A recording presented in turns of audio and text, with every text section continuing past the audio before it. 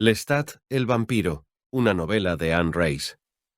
Capítulo 1. Soy el vampiro Lestat. Soy inmortal. Más o menos. La luz del sol, el calor prolongado de un fuego intenso, tales cosas podrían acabar conmigo. Pero también podrían no hacerlo. Mido 1,80 m, una estatura que resultaba bastante impresionante hacia 1780, cuando yo era un joven mortal. Ahora no está mal. Tengo el cabello rubio y tupido, largo hasta casi los hombros y bastante rizado, que parece blanco bajo una luz fluorescente. Mis ojos son grises, pero absorben con facilidad los tonos azules o violáceos de la piel que los rodea. También tengo una nariz fina y bastante corta, y una boca bien formada, aunque resulta demasiado grande para el resto del rostro. Una boca que puede parecer muy mezquina o extremadamente generosa, pero siempre sensual. Mis emociones y estados de ánimo se reflejan siempre en mi expresión. Mi rostro está continuamente animado. Mi condición de vampiro se pone de relieve en la piel, extremadamente blanca y que refleja excesivamente la luz. Ello me obliga a maquillarme para aparecer ante cualquier tipo de cámara. Cuando estoy sediento de sangre, mi aspecto produce verdadero horror. La piel contraída, las venas como sogas sobre los contornos de mis huesos. Pero ya no permito que tal cosa suceda, y el único indicio firme de que no soy humano son las uñas de mis dedos. A todos los vampiros nos sucede lo mismo.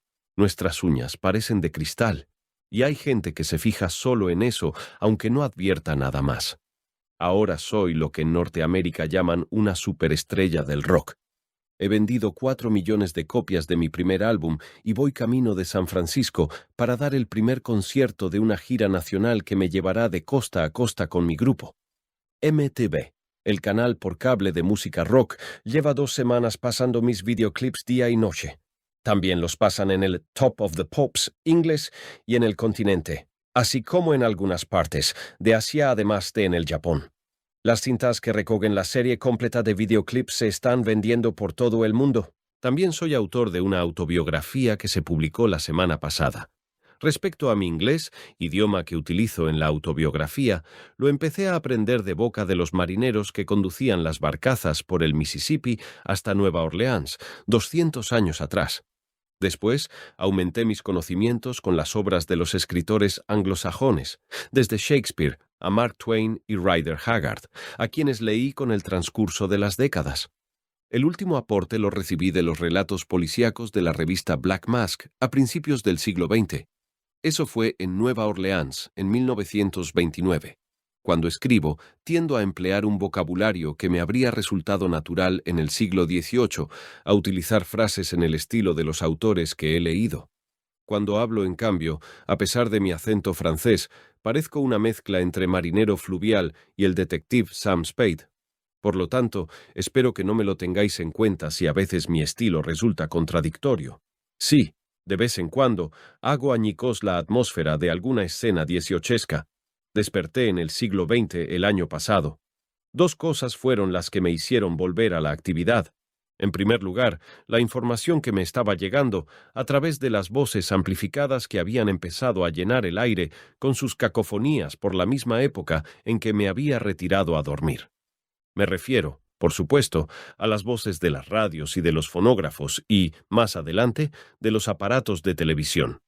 Oía las radios de los coches que pasaban por las calles del viejo Garden District, cerca de donde yo yacía, y me llegaba el sonido de los fonógrafos y televisores de las casas que rodeaban mi morada. Veréis, cuando un vampiro deja de beber sangre y se limita a reposar en la tierra, es decir, en nuestra jerga, cuando se entierra, pronto queda demasiado débil para resucitarse a sí mismo y entra en un estado de sopor.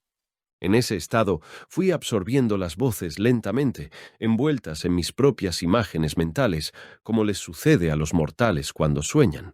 Sin embargo, en algún momento de los últimos 55 años empecé a recordar lo que estaba oyendo, a seguir los programas de esparcimiento, a escuchar los boletines de noticias, las letras y los ritmos de las canciones populares.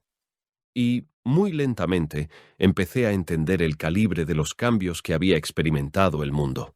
Comencé a prestar atención a ciertos tipos concretos de información sobre guerras o nuevos intentos, a ciertos nuevos modos de hablar. A continuación, fui despertándome a un estado de vigilia. Me di cuenta de que ya no estaba soñando. Estaba pensando en lo que oía. Estaba perfectamente despierto. Me jalaba sepultado bajo tierra y me sentía sediento de sangre viva. Medité sobre que tal vez estaban ya curadas todas las viejas heridas que yo había recibido. Quizá me habían vuelto las fuerzas. Quizás incluso habían aumentado, como sin duda habría sucedido con el paso del tiempo, de no haber sido herido.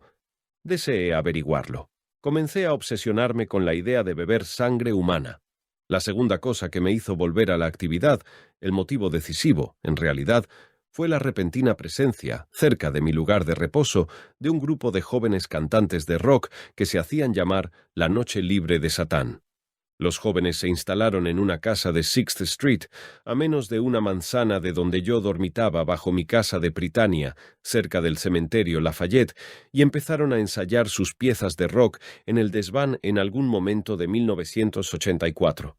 Yo escuchaba el fragor de sus guitarras eléctricas, el frenesí de sus voces. Eran canciones tan buenas como las que oía por las emisoras de radio o los equipos estéreos, y más melodiosas que la mayoría. Pese a la contundencia de la batería, su música tenía algo de romántica. El piano eléctrico sonaba como un clavicordio. Capté imágenes de los pensamientos de los músicos y así supe qué aspecto tenían, qué veían cuando se miraban entre ellos o ante un espejo. Eran unos jóvenes mortales esbeltos, nervudos y, en conjunto, encantadores. 2 chicos y una chica, seductoramente andróginos y hasta un poco salvajes en sus movimientos y en su indumentaria. Cuando se ponían a tocar, su música sofocaba todas las demás voces amplificadas a mi alrededor. Sin embargo, eso, para mí, no resultaba ningún problema. Tuve ganas de levantarme y de unirme a aquel grupo de rock llamado La Noche Libre de Satán. Sentí deseos de cantar y de bailar, pero no puedo decir que, en un primer momento, esos deseos tuvieran mucho de pensamiento elaborado. Me guiaba, más bien, un impulso irrefrenable, lo bastante poderoso como para hacerme salir de las entrañas de la tierra. Me sentía fascinado por el mundo de la música rock, por cómo sus cantantes podían gritar sobre el bien y el mal, proclamarse ángeles o demonios entre las ovaciones y el entusiasmo de los mortales. A veces parecían la personificación de la locura, y sin embargo, la complejidad de sus actuaciones resultaba tecnológicamente deslumbrante. Era un espectáculo bárbaro y cerebral como no creo que el mundo haya visto nunca en el pasado. Por supuesto, todo aquel delirio era metafórico. Ninguno de aquellos cantantes creía en ángeles o demonios, por muy bien que interpretaran sus papeles, y también los actores de la antigua comedia italiana habían parecido igual de osados, de inventivos, de escandalosos. Sin embargo, había en ellos algo totalmente nuevo, los extremos a que elevaban la actuación, la brutalidad y el desafío que expresaban, y el modo en que eran aceptados por el mundo, desde el más rico al más pobre. También había algo de vampirismo en la música rock. Debía sonarles sobrenatural incluso a quienes no creían en lo sobrenatural.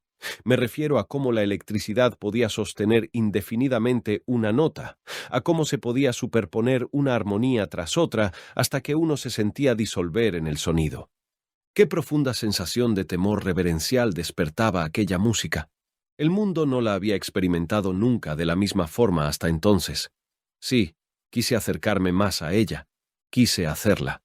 Tal vez llevar a la fama a aquel grupito desconocido. La Noche Libre de Satán. Estaba dispuesto a volver a la vida. Gracias por escuchar este audiolibro. Si deseas que continúe con esta historia, por favor déjamelo saber en los comentarios y recuerda, no olvides suscribirte.